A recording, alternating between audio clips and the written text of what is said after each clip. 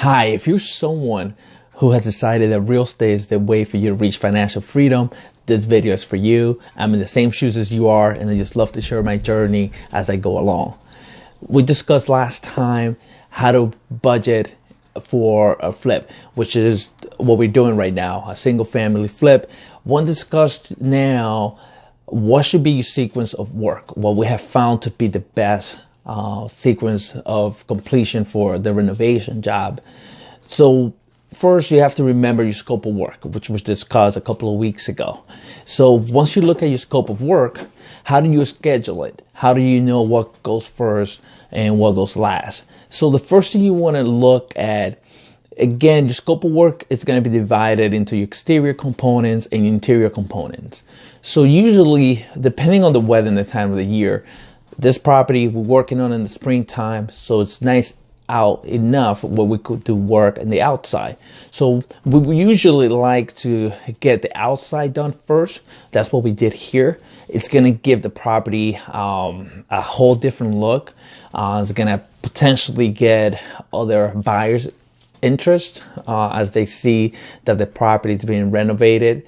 So it's a good thing to do if the weather permits it to start working on the outside. In this particular property, new roof, new windows, new window sills, good power wash. All those things are part of the exterior components. If you could do it first, you want to go ahead and do that. As you're doing that, you also want to consider what's going to happen inside. The very first thing is demo.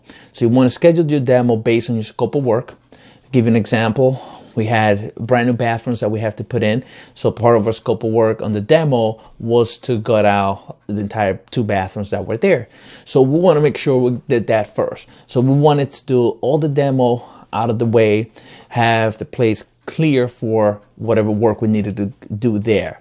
Now, if you need to do any mechanical, may that be HVAC system, heating system, AC system, any plumbing, any let's say water heaters, anything like that, you want to do those things before you do any painting or any carpentry inside the house, because most likely you might have walls that you have to break, and you don't want to go ahead and have part of your team working on maybe getting ready to sheetrock when you have the HVAC guy working, and maybe he has to put a hole, or the electrician has to put a hole through that wall to get either a duct or some wiring up to the house.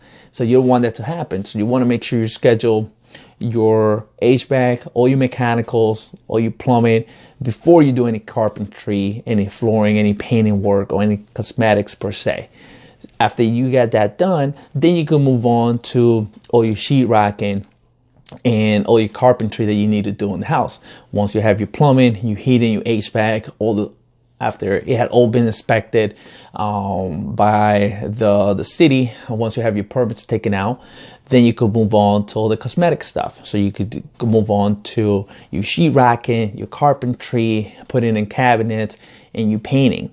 Now, the very last thing you want to do is your flooring. We like doing this because that way we avoid from like paint getting into the new flooring, or anything from the carpentry damaging the new flooring. So we usually leave the flooring for the very last thing to do. And then you want to do a cleanup. So your full cleanup is the very last thing that you're going to do.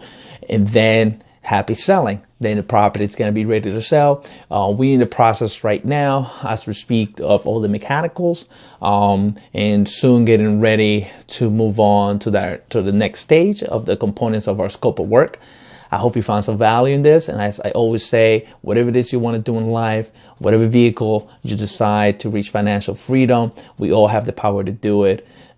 So let's go make it happen. Signing off.